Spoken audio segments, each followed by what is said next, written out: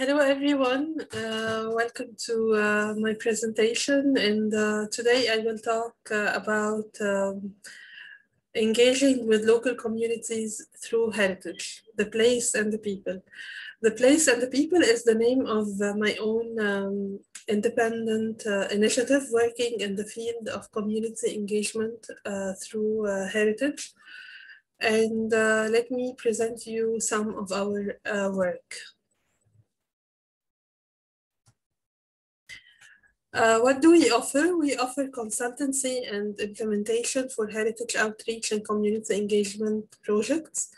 We offer consultancy for archaeological site management. We also offer training of trainers for people and professionals who are interested to work in the community engagement field, specifically in the field of heritage. And we produce different creative and engaging narratives, products or narratives as you might describe them, like stories, like brochures, like books, like panels of site visit, different products with different narratives. Until today, and since 2018, we have worked for the Astute Region project of the British Museum. We conducted workshops with the local communities in Rashid. We are expecting to work at Mendes and Tel Temai, and we offered already some training sessions for professionals interested in this field at the Cairo Institute of Liberal and Arts and Sciences. At the Cairo Heritage School with Art Egypt, we offer different consultancies for our colleagues worldwide through our online meetings and online workshops. And we organize several online campaigns of engaging with the communities on our Facebook page. Like, for example, this campaign when we had to stay at home due to the COVID since March 2020, we really were stuck at the beginning, and we thought that our work completely stopped because it relies in the first place on the interaction, the physical interaction of workshops and sessions and meetings with different groups of the community. And we started thinking, myself and my small team, what can we offer through our Facebook page? How can we engage with people about heritage? And we started with a very simple campaign, asking our followers on the Facebook to share with us some of the photos that for which they have a very dear memory, and they like to keep these photos of the specific heritage sites all over Egypt. And these are some of the examples, and they also, of course, had to share with us why they chose specifically this site and not others. Another campaign in May 2020 on the occasion of the International Museum Day on the 18th of May of every year in 2020, we asked the followers to share with us their photos also, but in Egyptian museums, and to share with us the memories. We were really impressed by the high outreach and high engagement we got in this campaign.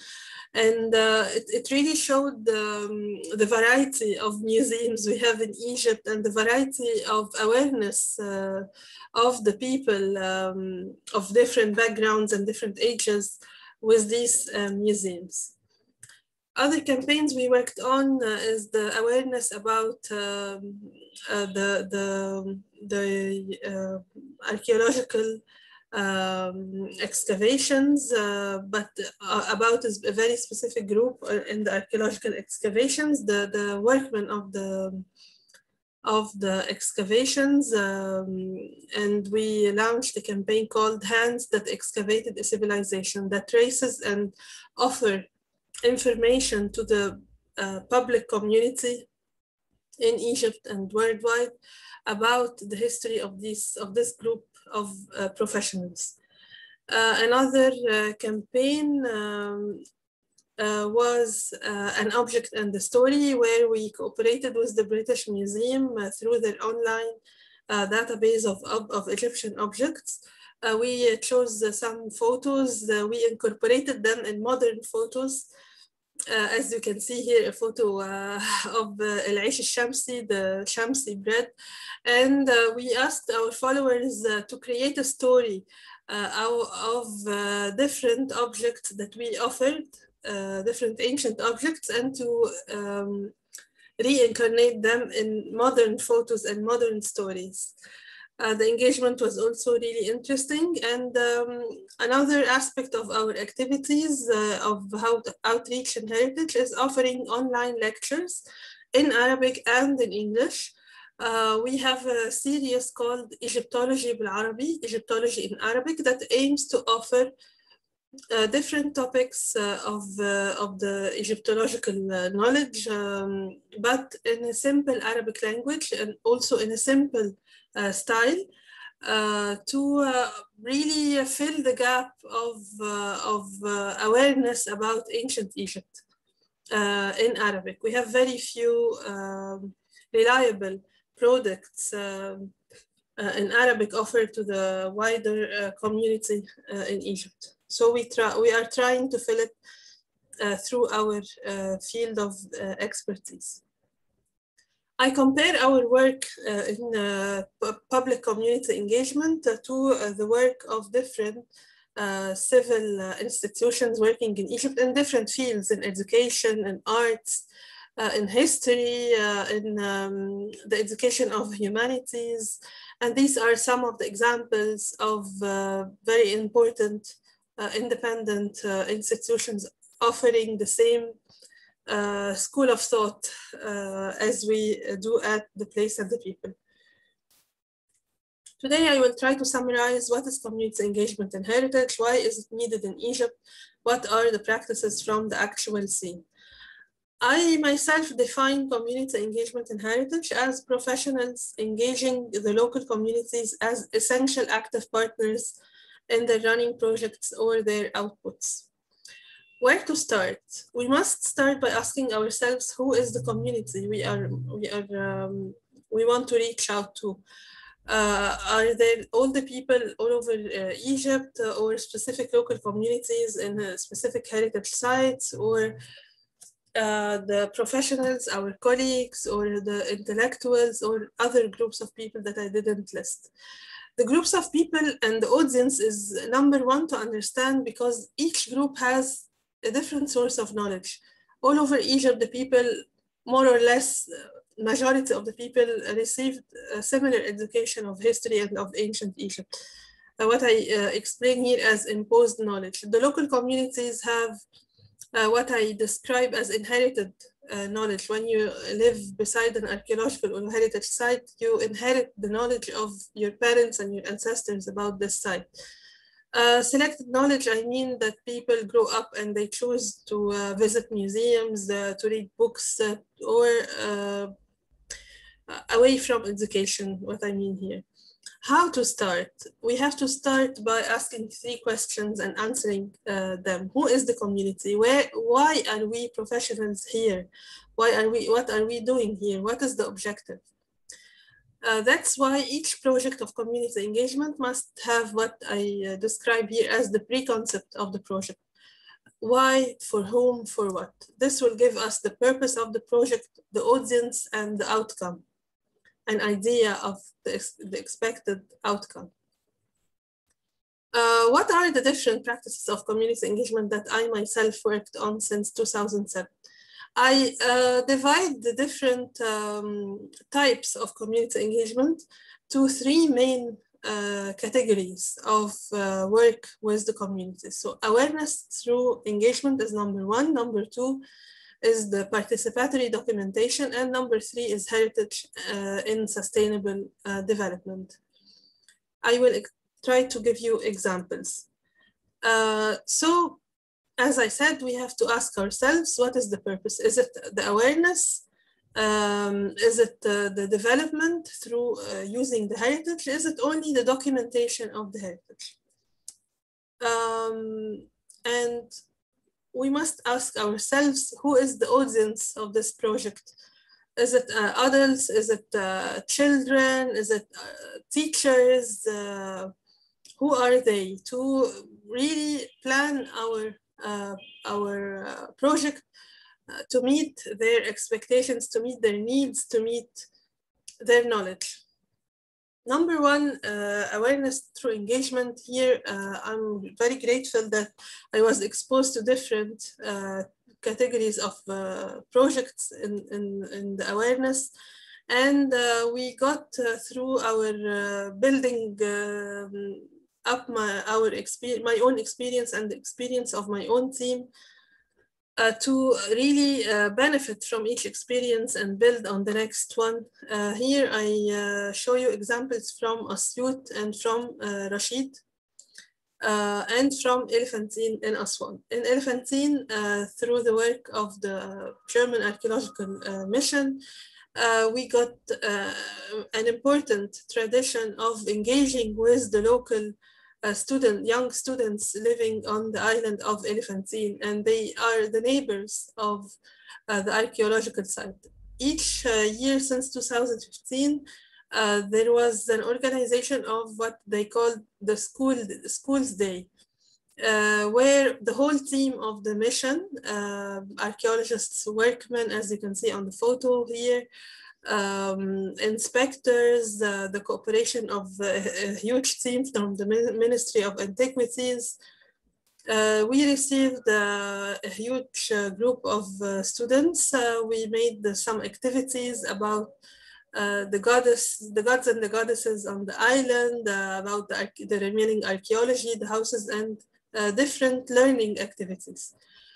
In Asyut, since 2017 until 2019, we organized 4 different workshops with 4 different groups of children, of youth, and the result of this also, we published a book for the youth and also for the adults.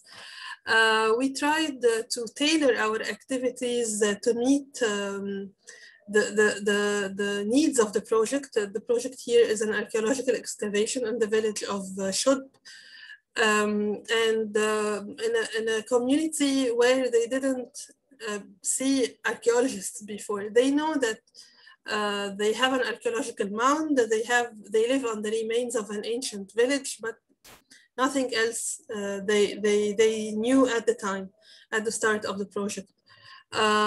So there was a main interest from the project director, Dr. Ilona Regulski, of engaging with the communities, of raising their awareness of the heritage and of the archaeology.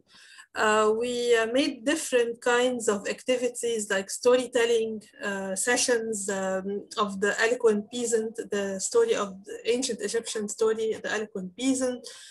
We organized a workshop to engage with the youth about the knowledge they know of their own heritage, called How to Make a Flyer for Your Heritage.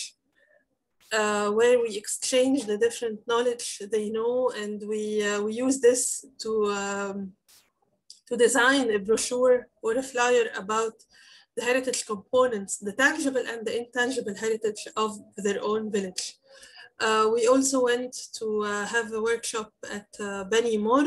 We also did a very successful, as you can see on this, some of the photos on this slide, the successful drawing workshop, where we made a huge graffiti painting with the kids, a huge group of kids, almost 50 kids participated. The graffiti scene was inspired from the modern architectural heritage of the 19th century of the village of Shud, through the cooperation of a Cairo-based graffiti artist. She made a learning and a drawing workshop at the same time. So they could learn about colors, about basic drawing skills, and be inspired by their own heritage to draw the graffiti on the main wall of their community center. Here is the example of the main motive that is repeated on the the old houses of the 19th century of the village. العروسة, we call this doll العروسة. So they made out of it a graffiti. You can read more and download the reports of the project on the blog and the web page of the British Museum. You can find the page of the project, the independent page of the project on the website of the British Museum. In 2019, we decided to benefit from our experience and be inspired by it at the village and our encounter with the children and with the youth, and to write a story, also inspired from what the archaeologists could know about the history and the archaeology of the ancient Shud. Me, as the author of the story of Shud, I incorporated all this knowledge in one fiction story, telling the story of a young girl called Nadia that I really inspired from the children I met in Shud. And I imagined Nadia walking around her village and discovering her own modern and ancient village at the same time. In 2020, January 2020, we received the special award, the cheerleading award from the competition of the Golden Cubes from the House of Egyptian Architecture and the Ministry of Culture. In March 2019, we organized one of our most successful workshops in Rashid, double workshops, one for the adults, the different people, young professionals and students also from Rashid and from the cities of the Western Delta to engage with the local community to develop visiting routes of Rashid. And it was one of the most enjoyable workshops we organized in cooperation with the Goethe Institute in Cairo and the Robert Bosch Foundation. And we also organized another workshop with the young students from 12 to 14 years old to design their own flyers as well of the tangible and the intangible heritage of Rashid. And you can see here some of the photos with the children of and the young students of Rashid. Also visiting the National Museum, doing exercises on the object-based learning at the museum. We invited 2 artists of intangible traditional crafts of Rashid to make live presentations of their own work to the young students.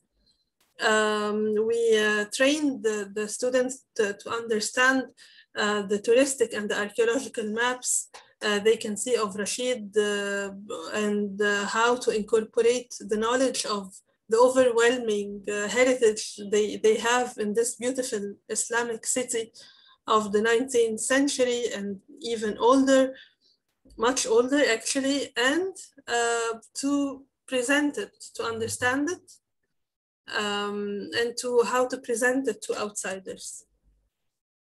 The other workshop was the youth incorporated, as I mentioned, the design of different routes of visit with the engagement of the local community, and also resulted in designing stories and short movies about the heritage of Rashid.